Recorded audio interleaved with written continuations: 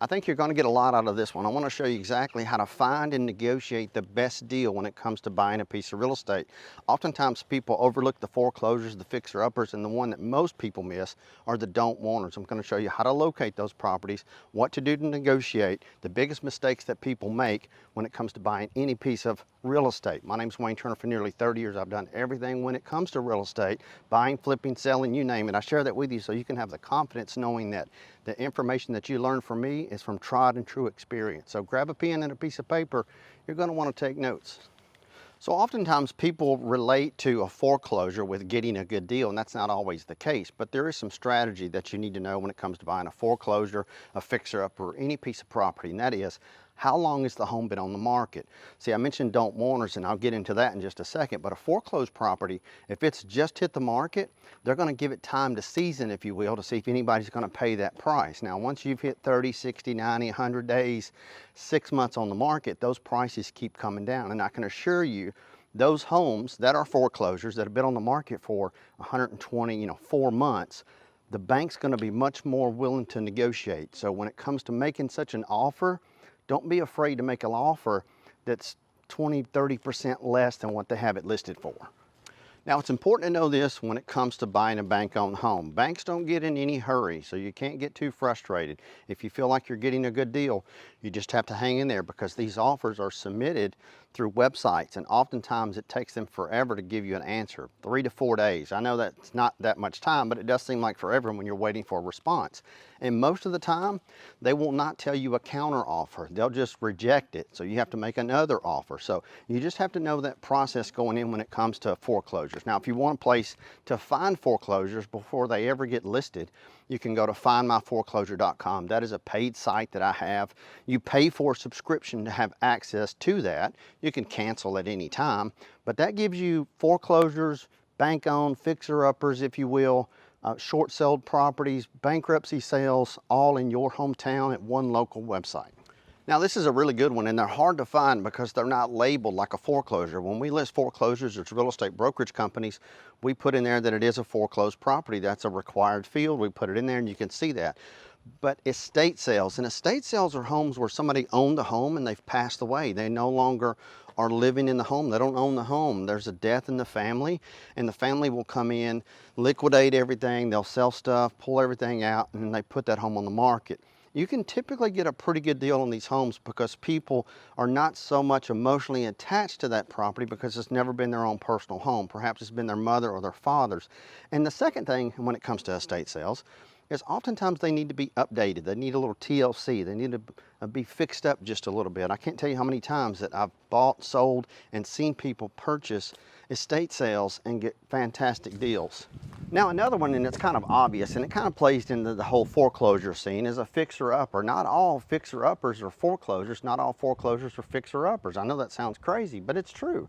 So you may have a fixer-upper property, and that too, just like estate sales, is not a required field. There's nothing there that you can click and search for those. You just have to kind of look at the fine print, look at the photographs, look at the pictures. Now, if you want to find and locate estate sales or fixer-uppers, the best thing to do is just to get with a top local real estate agent in your area. If you need help with that, you can go to wayneturner.com, click buying, and then from there, shoot me your information. We'll connect you with a local agent that's professional in your own marketplace. But fixer-uppers, estate sales, foreclosures, all of those. Let's jump into some more. Now, keep in mind, before you get to searching and looking, especially making an offer, you can look, you can search, but you got to get your cash right. You got to get your money right. And here's what I mean by cash. Oftentimes people are like, Wayne, I don't have cash. I don't know what you're talking about. But when you get approved for a loan to buy a house, it has nothing to do with the house. You have to know that buying a house is not like buying a car. You don't go to the car lot, like it, smell it, touch it. They put you in the room with a dude and they say you can or can't buy it. That's not the case. This way, when you purchase a piece of real estate, you go to local mortgage lenders, credit unions. They will approve you based on your income, your assets, how much cash reserves you have, what do you want to put down, what's your plan to do. They pull your credit, verify your income, job, all of that. Once they give you a piece of paper that says you're approved, it's like a cash. It's like cash. And here's why it's like cash. Because when you go to the closing table, you're approved. The lender's giving you money on that home. And that cash that the lender's giving you to give to the seller is cash to them. Now look, if you got cash, don't be afraid to show it, don't be afraid to brag about it. I've had so many people say, well, Wayne, I can buy cash. I'm like, well, let's see your proof of funds. Well, I don't need to show you my proof of funds. Well, you ain't gonna get a good deal, people. Come on. You gotta show that you got the cash, you got the money, you gotta prove. Once you're there, you're gonna get a great deal on a house. And here's a good trick to do that, and that is close quick. When you have an approval letter and you can close fast, especially if that house is vacant, if it's a foreclosure, if it's vacant, and if it's a don't wanter, it's a vacant. And here's what I mean by don't wanters. Don't wanters are those homes that have been on the market for 6 months. Like literally you can go into and filter or have an agent work with you and filter out homes that have been on the market for 6 months or longer. There's some homes, we call them birthday homes. They've literally been on the market for a year and they've had a birthday. Those homes are going to be more motivated. And you can also look and see now, you can look and see, was that home previously listed for sale? So oftentimes the home's been on the market for 3 to 4 to 6 months. They've adjusted the price, listed with another real estate brokerage company, and it looks like it's only been on the market for say a week or 2 or a month. But you can always look at the history. Your good real estate agent can show you the history and say, hey, this home's been on the market for 6 months, and a good real estate agent is working for you on your part, right? This one's been on the market 6 months with the previous agent. It's been vacant for 7 months. Let's make them a song of a deal. Let's close quick. Let's close in 2 weeks. And I promise you, you'll get a good deal every time.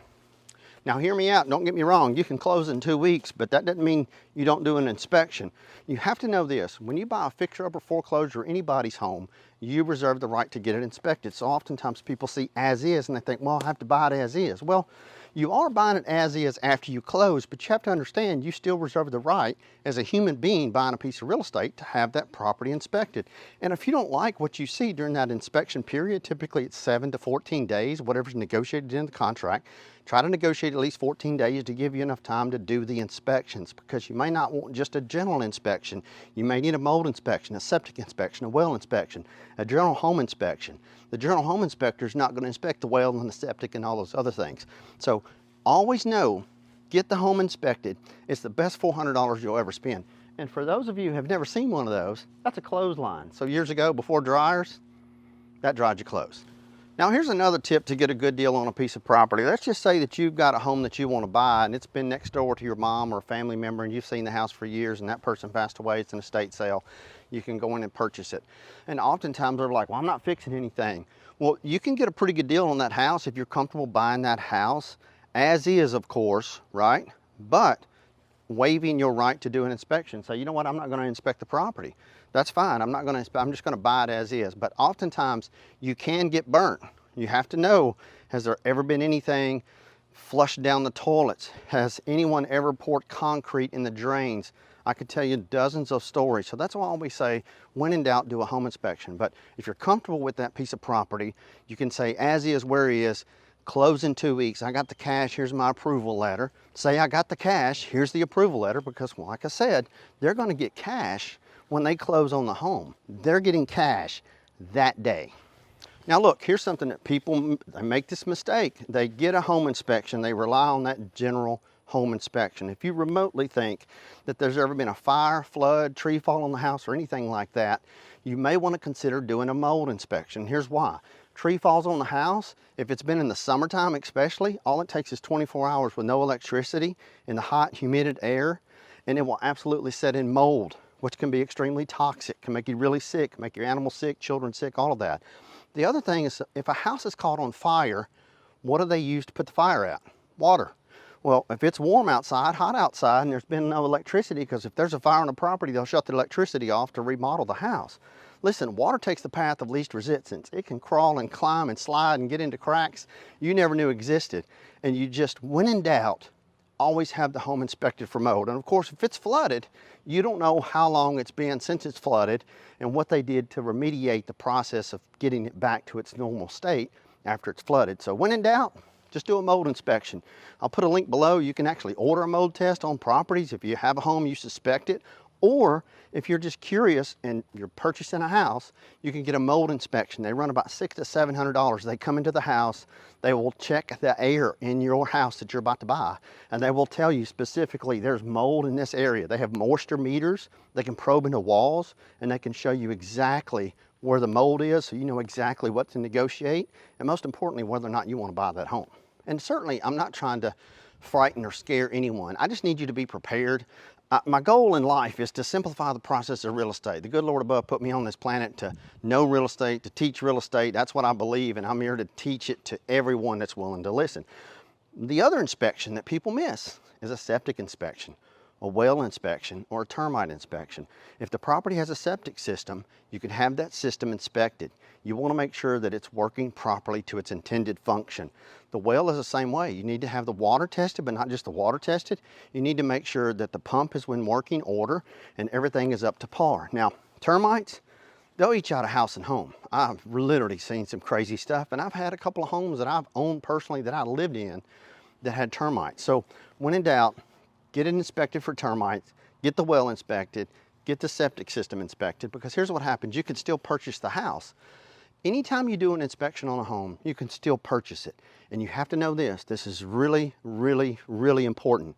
Whenever you go to purchase a piece of property and you do your inspection, if it comes back that things are not working to their intended function, or they're broken window, leaky faucet, anything like that, you can negotiate with the seller to either pay you to fix it yourself or have them fix it before you take ownership in the home. Now keep in mind, they can pay you after you take ownership on the home. They can pay you at closing, but it depends on what type of loan you get. For example, you get an FHA loan, that can't happen. It's called under the table money. They can pay your closing costs, they can pay your prepaids, but they can't give you money per se legally. Now if you're paying with cash and get other types of loans, whether it be a hard money loan or anything like that, it really doesn't matter. But any kind of government-backed loan, you're not supposed to do that. So look, hang in there with me. There's more good stuff to come. If you've been here this far, thank you so much. Give me a thumbs up if you find this good information. Another inspection process that people miss is HVAC. That's heating, ventilation, and air conditioning. It's okay to have that inspected or have the seller service it for you. Now you got to know that when you're buying a lot of these houses that are fixer-uppers, right, or foreclosures especially, they winterize these homes. And winterization means they put solutions in the plumbing piping. They turn the electricity off. They put solutions in the plumbing piping so if it gets below freezing, that the pipes won't freeze. And here's what happens oftentimes. Not all foreclosures, but you just have to know different banks own different properties, and they may be a bank-owned home, that's a foreclosure, and they won't let you unwinterize the property. And if that's the case, you may not want to buy that property because you're taking the chance. Now what you can do is you can have a plumbing inspection done on the property. They can come and run a scope, run cameras through the drain, and they can show you that if it's broken, if it's cracked, if it's busted, it has a swag or anything like that. Plumbing inspections are a good thing, good rule of thumb, because oftentimes tree roots can wreak havoc on the plumbing in a house. Now I've got a question for you. You can give me a thumbs up or please leave a comment. Have you or someone that you know personally had an issue with a neighbor encroaching upon your property, or you had a fence encroached upon their property? By that I mean there's a storage building and it's on your property. So when in doubt, get a survey on the property, or oftentimes there's a recorded survey. You can find at the county clerk of court's office, the register of deeds, if you will, in your county seat. You can go there. Oftentimes title companies can pull it for you.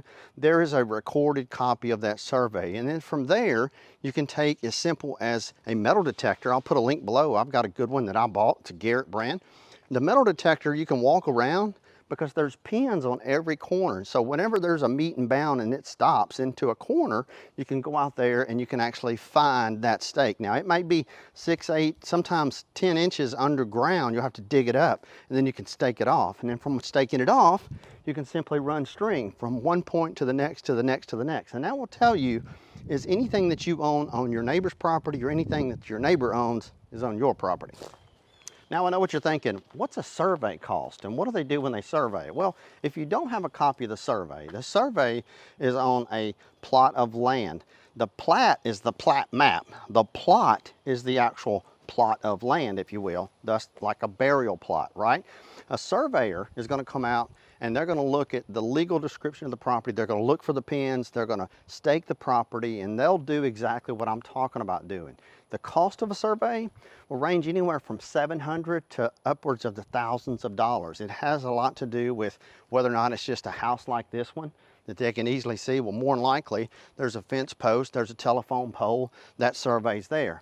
But once they have to trek off into some land and fight the ticks and the chiggers and all of that on, say, 20 acres, they're going to charge you thousands of dollars. It may be somewhere $4,000 or $5,000 to have a survey done. Now, if the seller doesn't want to do it, you can do it, or you can ask the seller to pay half of it. And if you don't buy the property, you're only out half the money. Are you with me? So let's jump back into negotiating that price and getting a good deal. You have to know this, that's a large ticket item, a house. And more than likely, if you're not paying with cash, you're going to be getting some sort of a long-term mortgage on that property. So you have to look at payment. I don't mean to sound like a cheesy salesperson, but the actual reality is you're going to be paying payments. And so oftentimes, it's easy to get frustrated when you have a price in mind that you think the house is worth, especially if it's going to be your personal residence, your home that you're going to live in. You like the school district, you like the location, you like the house. You're a husband and wife, or husband and husband, wife and wife, whatever you may be.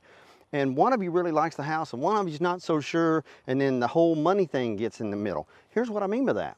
You may be $10,000 off and you think, I'm not giving them $10,000 more, that's 10 grand. Here's the reality. The reality is that 10 grand is only going to run you about $60 a month. That's how much it costs on a 30-year amortization. Now, if you do 15, it's going to be a little bit more per month. But that's what you have to look at. You just have to know for every $100,000 that you borrow, it's $600 in principal interest payments every single month. Now, $600 a month is your principal and interest payment only. That does not include your taxes, insurance, or your monthly insurance premium. And that's based on a 6% rate. So you have to know that if you do not put 20% down on a piece of property, the bank's going to require that you pay the monthly insurance premium. They call it MIP, mortgage insurance premium, right? That is an insurance policy that the bank takes out in case you default on the loan because you didn't put 20% down. They look at it as if you put 20% down, then you've got quite a bit of money in the house, and the likelihood of you foreclosing is slim to none. Now, here's another trick or a tactic, if you will, whenever you're buying a piece of property. Listen, cash is king. It's hard to come by, right? You're working hard, you're saving your money. And you may be out there thinking, I'm going to buy a house come springtime. I'm going to buy a house come fall, come winter, whatever it may be. And you're thinking, I got to have all this money saved up because it's going to cost me 3.5% for a down payment and 3.5% for closing costs. So I'm going to need 7% if I buy a $300,000 house. I got to save $21,000. That's not the case because the seller can pay your closing cost up to 3.5% of your loan amount. So keep that in mind because that $21,000 can literally turn into like $10,500 and you can buy a house because the seller pays your closing costs. Now keep in mind, you're really financing that money, and here's what I mean by that, because the seller, if they sell you a property for $300,000 and they pay $10,000 of your closing cost, your net sale, your net purchase is $290 because you bought it for $3. Your finance is based on $3, right? $300,000. But they gave you $10,000 towards closing costs. That's not cash at closing, but it's going towards your closing costs. So it's less money that you have to come up with at the closing table. Now, when you're a home buyer, especially a first-time home buyer, you can purchase a warranty on the house. Now, a lot of people say, oh, they won't cover anything. I put them on all my properties. I always do. I never have too much trouble. Most of my clients say the same thing. You may have one or two, and there's different companies out there. I personally am a fan of Old Republic. They don't pay me to say that. I'm not getting any kickbacks or money from them. I'm just telling you the God honest truth. That's a company that I've used for about 20 years, and they seem to do a really good job. And Old Republic, basically, can put a warranty on your house from anywhere from $600 to $1,200, depending on if it's multifamily, depends on the size of the house. They don't do any sort of inspection or anything like that. It's just placed on the home. It begins the day that you close. And if something breaks or goes wrong, for example, water heater, central heat and air compressors, anything like that in the house that's a major component, if it breaks, you simply go online, fill out a service request, they come out, they fix it, and there's typically only a $50 to $100 service call, depending on the warranty that you buy. Now, when it comes to buying a piece of real estate, it's one of the most stressful things you could ever go through in life. Why? Because it's the unknown. You just aren't aware of what's going to happen next. And that's my ultimate goal, to simplify the process, to make it as simple and as easy, and to make it fun. That's why the agents that I have all around the country, in your neighborhood, in your city, in your state, they have the same mindset, the same mindset. We want to make it fun. We want to make it exciting. We want to make it enjoyable. We want you to build wealth and make money. I bought my first house. I was nervous as a cat in a room full of rocking chairs. My aunt said, aren't you excited? I was like, hell, I'm too nervous to be excited. I'm committing myself to this house and I got to pay it. And you're like, dude, you can sell it in 2 to 3 years. You got to have shelter anyway, right? So anyway, I thank you for hanging around. I hope you like this video. Give us a thumbs up, subscribe to the channel. I promise you'll learn something good and new on every single episode.